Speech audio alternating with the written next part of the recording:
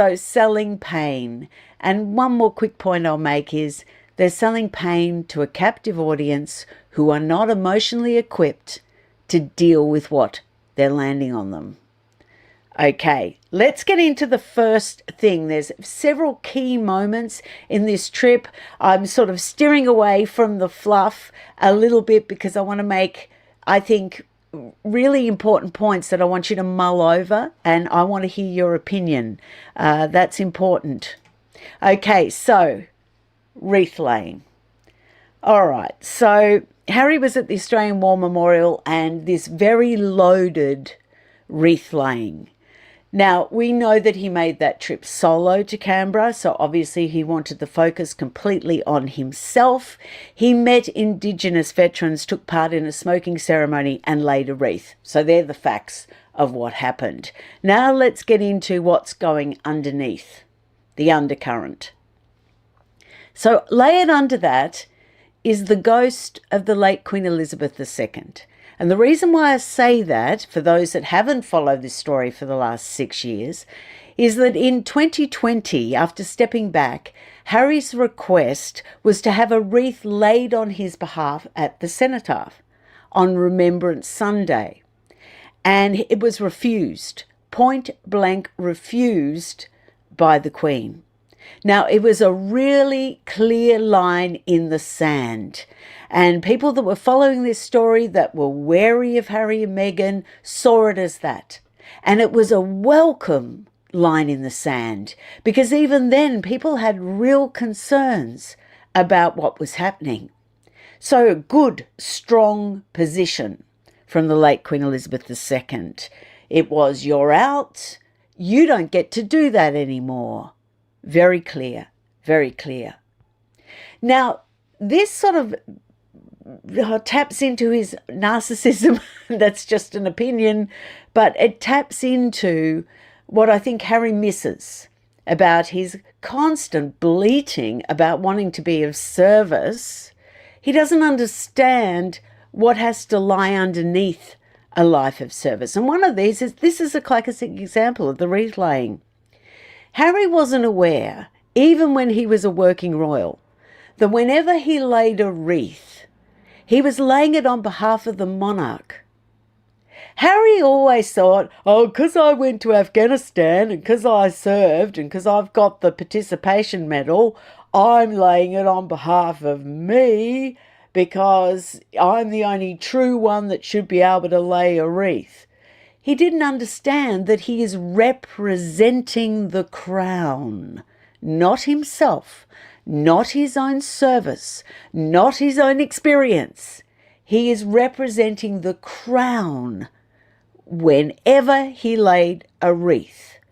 Okay.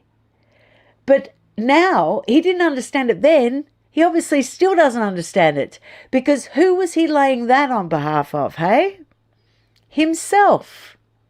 He was reclaiming his veteran identity outside of the royal reach. It was just another dummy spit. And you don't use a solemn wreath-laying moment to display your angst or to display or illustrate in real time your defiance, your dummy spit. That's using the occasion yet again. So the dummy spit for me, I wrote here, if you won't let me honour the fallen in London, I'll do it elsewhere on my own terms. I think that was exactly what that was saying. And it undercuts the palace's gatekeeping, and they do gatekeep remembrance rituals for a reason. Because when people go to fight from the UK or a Commonwealth country, they're doing it on behalf of the Crown.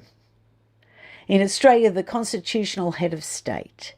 In the UK, their commander-in-chief is the monarch. It's sacred. It's important. It matters so much to veterans.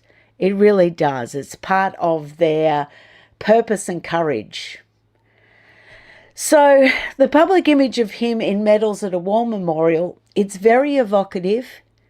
People that are behind him, behind this trip, behind the optics of this trip, the PR people that are out there interviewing people with very favourable opinions about Harry and Meghan and making sure they're published in the Telegraph, as well as People magazine and all the usual outlets. They know exactly what these images evoke. This is orchestrated, this is powerful, this is planned, and don't underestimate the power of a visual like that.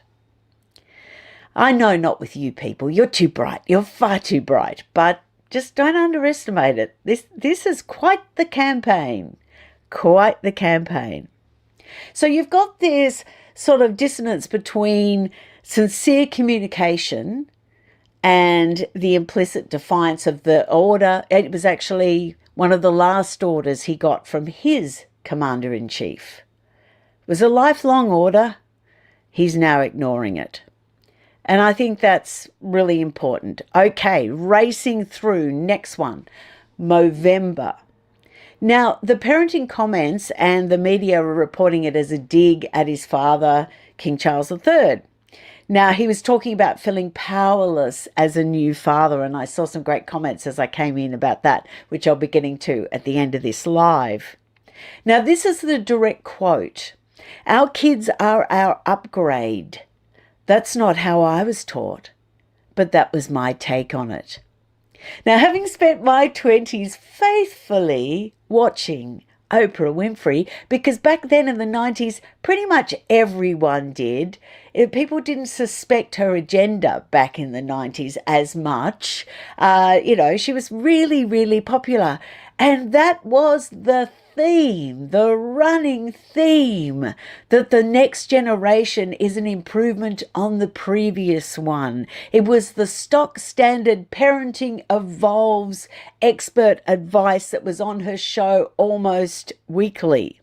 It was the hot new idea in the 90s, and like everything with Harry and Meghan, everything is based on things from the 90s. Which is really interesting because you can see the major influence from Meghan is, of course, Doria.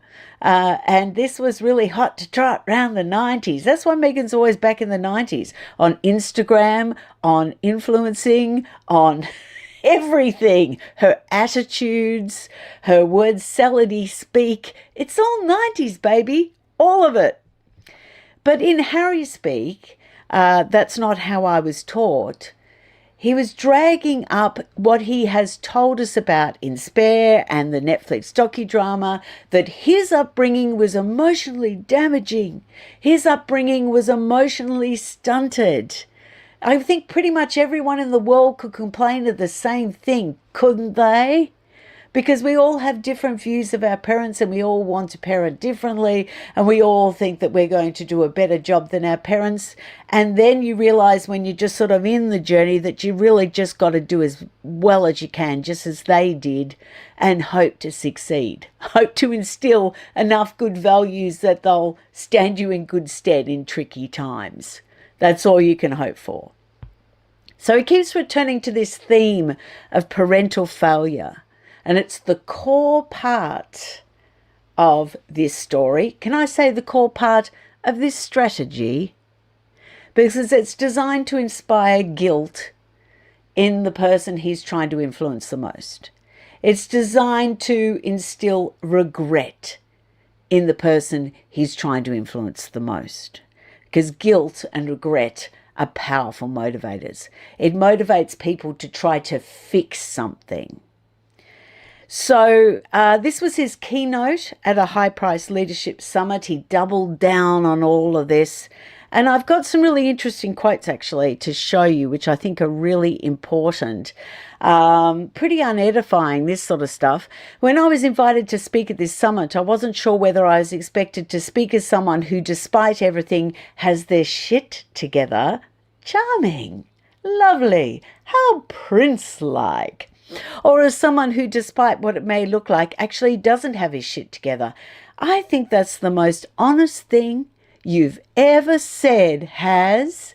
We can see you very definitely don't have your shit together. Blatantly obvious, scarily obvious. Now, this pain he's referring to, this constant pain is what he's monetizing. He's monetizing pain as much as Meghan's monetizing her fruit spreads. Harry is packaging up his pain in an edit, as Meghan would say, and selling it to everyone that he is talking to. Now, when I say talking to, you will notice if you go back and look at all of Harry's public appearances, he talks at people, not to people.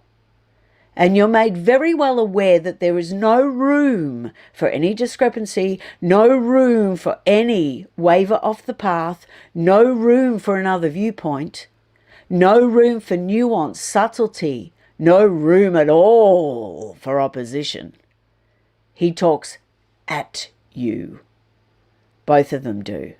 Very dangerous stuff. Okay, one more quote I'm going to share, which I think is gobsmacking. And times when, despite everything going on, I still have to show up pretending everything was okay so as not to let anyone down. Join the human race, Has. That's what everybody has to do every single day.